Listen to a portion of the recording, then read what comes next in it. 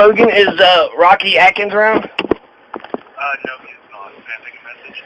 Yeah, my name's Jonathan Masters, and I got some policy questions for him. I just want to, I got a bunch of questions, actually, but I want to just pinpoint exactly where he stands on the issues.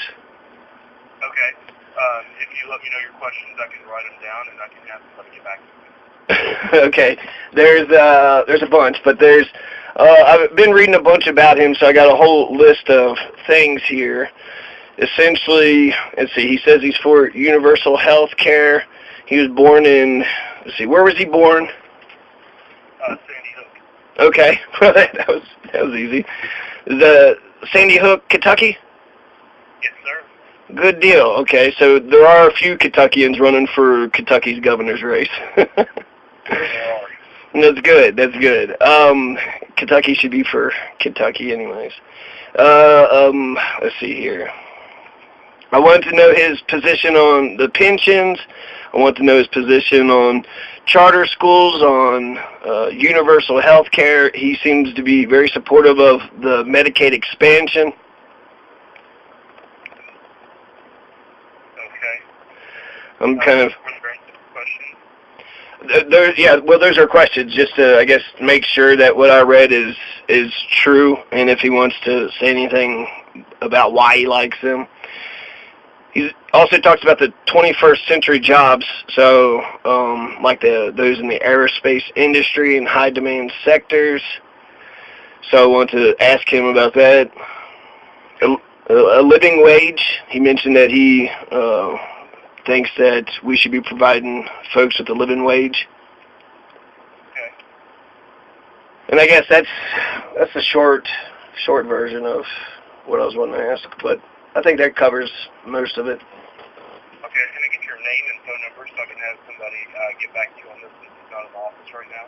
Yeah, my name's Jonathan Masters, and my phone number is 719-214-8544. 8544. Yeah, and Thanks, Jonathan. I'll get these questions answered and have somebody get back to you. I appreciate it, Logan. Thank you very much. I'm calling you from Governor Bevin's office. Oh, hey, Dustin. How are you doing? I'm good, sir. How are you? I'm doing pretty good. I've had the flu for a minute, but all my congestion is gone. Sorry to hear that. My congestion is gone, so I'm getting better. Now look at the bright side, huh? Yes. I understand that you have some questions. You were hoping maybe we could give you some answers to. I'm happy to try to answer them. I don't want to give you the wrong information or anything. Would you happen to want to send me an email with your questions so that I can make sure I give you a substantive response? I think that give you the right info. I think the questions will be simple enough that you probably have a decent understanding of them, and I don't have access to email right now. Okay. Okay, so I just want to talk about the policies of Matt Bevin. He has passed a bunch of bills in the three and a half years he's been in office, and so I just want to pinpoint what he stands for, what he doesn't stand for, and go from there. Okay. So he's in favor of charter schools, correct? He supports school choice, yes, sir. Okay. He passed the heartbeat bill? He did. He signed that into law. And the heartbeat bill is, what is that, 5 months, 4 weeks? 6 weeks, I believe. Okay. He's been endorsed by Kentucky's Right to Life? Correct. He was born in Denver, Colorado, raised in New Hampshire? I believe that's correct. Yeah. The New Hampshire's a live free and die state, so... Yeah. I saw an old picture of him with a Daniel Boone cap on, so he was thinking of Kentucky when he was up there. Yeah, he loves it. Been here for a few decades now. Yeah. How long has he been here? 2, 3 decades? I want to say 97. 97? Yeah. Yeah, no, I don't mind that. We're all Americans here, and if we have a qualified American that, can run a different state. Let's see, I'm just reading off a list here. He passed a Bible, the year of the Bible, 2016, 2017. Yes, sir. There was a bill that literature is what's the word for it? Literacy? Yeah. Yeah, Bible literacy classes. There's he's one of the first people to clean up the Capitol in 2017 July. The building never been cleaned, but he got it cleaned up. Yes, they got it. They started scrubbing and cleaning outside of it. It's shining now. Yeah, good. They still got to get the dome, but yeah. still a big difference between the base of the building and then the dome, where they got the base cleaned and then the dome they're still working at.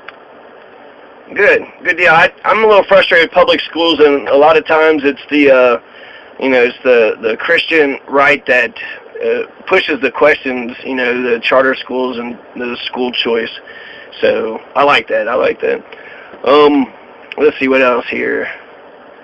He turned Kentucky into a right-to-work state, 2017. Yes, that bill was passed and signed into law. Yes, sir. There was he's turned the legislature super red too, correct?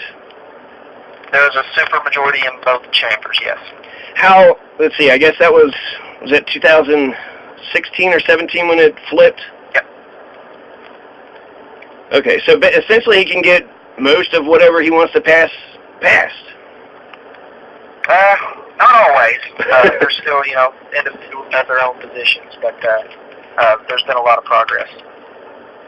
Yeah, but I mean, when the Republicans control both houses, all you really have to do is talk to the Speaker of the House and the Senate President, and if you can get those three guys, the chief executive and the two legislative leaders, agreeing on something, it seems like it should be relatively easy to pass.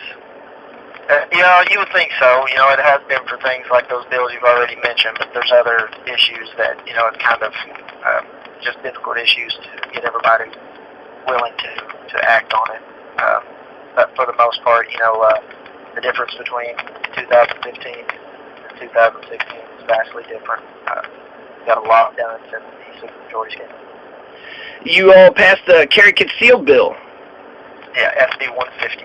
Yeah, and it's kind of interesting because in Colorado they passed the red flag bill, and then they just had a school shooting. There was the Marshall High School shooting, I guess, a couple years ago, but I haven't heard much. It seems like it's working. So in Kentucky, we already have the open carry in the Kentucky Constitution. So anybody who meets the requirements of the age and stuff, they can carry openly a firearm anywhere that's not posted that prohibits it. So the SB 150 really just kind of brought everything in line. Basically decriminalized putting a coat on. It basically just brought it back to the Constitution. Absolutely. I'm in favor of the Second Amendment. It's frustrating for me because, we have, 26 amendments, so for the U.S. Constitution, and then, there's a bunch of freedoms in the state Constitution. But if folks, it's also the same thing with free speech. If they're going to be against free speech or against the Second Amendment, those are the first two freedoms, right? So if you're against one of the first two freedoms, I'm kind of skeptical if you're even for freedom at all. Yeah, I think that those were the first two for a very good reason. They put them there for a reason. Well, yeah, sure, to stop tyranny, really. So there's let's see what else. The pension. What's up with the pension problem that's been a crisis now for a decade? I think. That's the most difficult issue facing the state without a doubt, and that's one of the issues that it's difficult to get everybody on the same page because it's not an easy solution to it. But the governor has laid out his arguments in favor of trying to save the system. We actually got a website, pensions.ky.gov. I'm sorry. There's a bunch of information on there.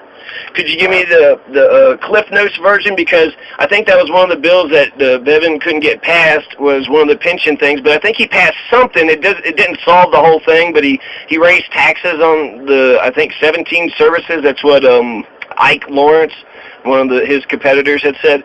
So I feel this is just general, so tell me if I'm wrong or not, but it feels like something was passed for the pension to finance it or to keep it solvent for another year, but the whole shebang really wasn't solved yet.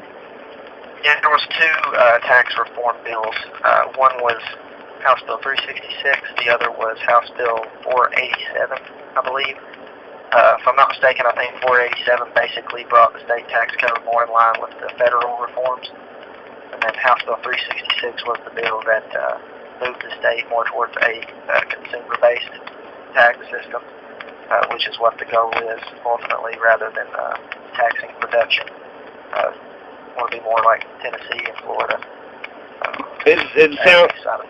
Yeah, I would be more in favor of a consumption tax because it, would make folks more responsible. But to tax, production, to tax people actually making stuff, that sounds nuts to me.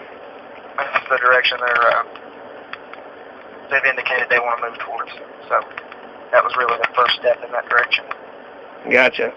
There's some, I guess, little critical positions. He had promised to remove the Jefferson Davis statue from the rotunda. Has that been, that was after the shooting, I think, in Charleston, or the church shooting with Dylan Roof? No, I don't remember hearing that. Well, I remember hearing it, but I guess I was just asking, has it been removed yet? Still there. No, it's still there. Okay. He had an executive order for Israel and Palestine or something? Yeah, that was the, can't remember any company, it was basically stating any company that discriminates against Israel. Oh, okay. Yeah. He said the tree of liberty is watered with the blood of patriots and tyrants. Yes, he quoted one of the founders. Yeah. It's Thomas Jefferson. It was right after Shays' Rebellion, so a bunch of revolutionary farmers were getting their land taken away, and he was going to do another rebellion. I think Thomas Jefferson said a little rebellion every now and then is a good thing. Yeah, okay, no comment. He's a very, they can ask Venezuela. Yeah, I'll tell you, I guess, full disclosure, I'm a progressive, but I feel like if I could find things that I agree with him, he's a very impressive politician and a really good speaker. I made a joke on Twitter when they were running against Will Scott, and I said Will Scott is a Kentuckian who's trying to be an intellectual, and then Matt Bevin's an intellectual who's trying to be a Kentuckian. And so I thought that Matt Bevin, it seemed like when I saw Matt Bevin speak, it's kind of like, oh, that's what we're supposed to be doing. That's how things work. At Fancy Farm, he said when he ran against Mitch, this is also an interesting Kentucky sort of anomaly. So he's running against Mitch McConnell, which is one of 7 people in the delegation to the U.S., and he said he wasn't going to run to the left of him, he wasn't going to run to the right of him, he was going to run right over him. But unfortunately he didn't pass, or he didn't get the votes, and he wasn't elected senator. So Kentucky says, no, we're not going to let you be one delegate to send to the U.S., but we will let you run the entire state. So that's a very good comeback story. Yeah, he did run in 14 for that office, and then he ran for governor in 2015.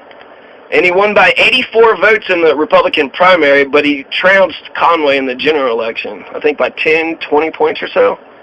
Can't remember the exact percentage, but that is correct, the 84. Maybe 83?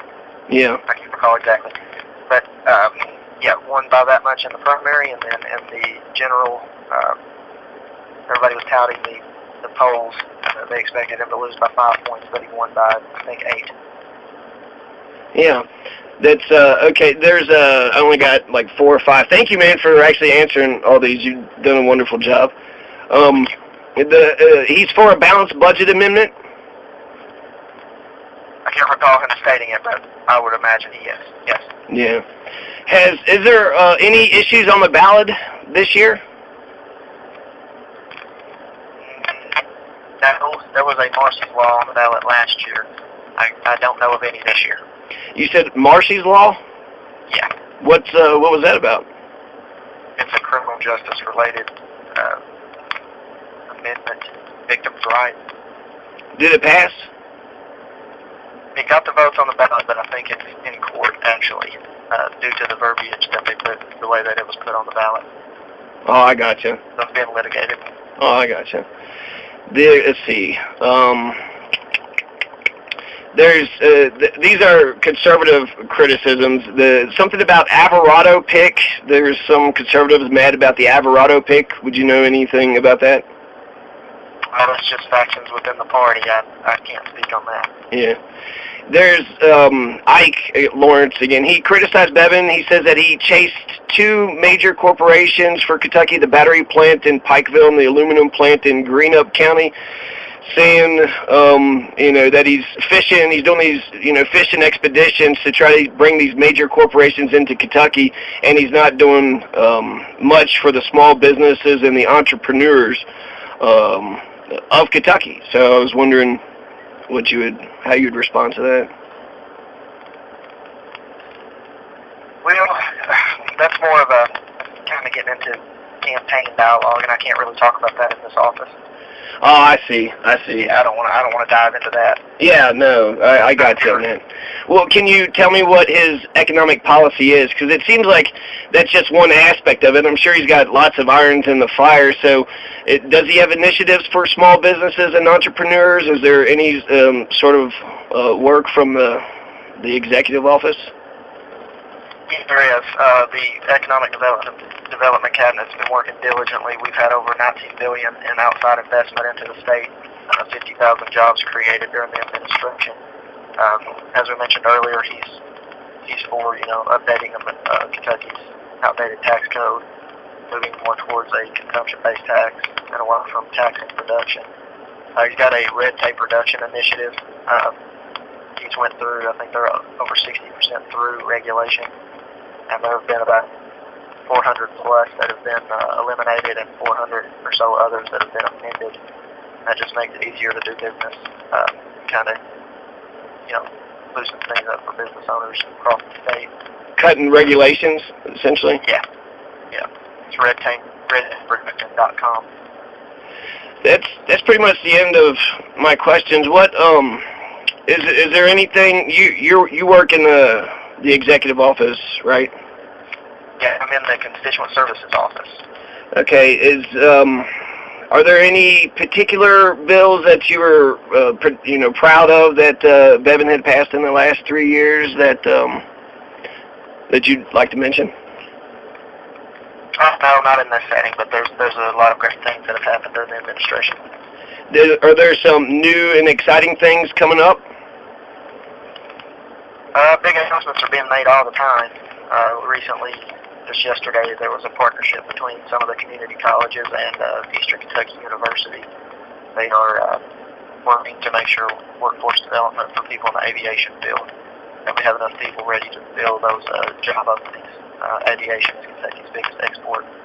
So that's just one example of a recent announcement. No, that's actually, can you talk a little bit more about that? Because I've read there's aerospace stuff, and I guess, I've been around and about, but I never came across any of this. So what are we doing with airplanes and aeronautics?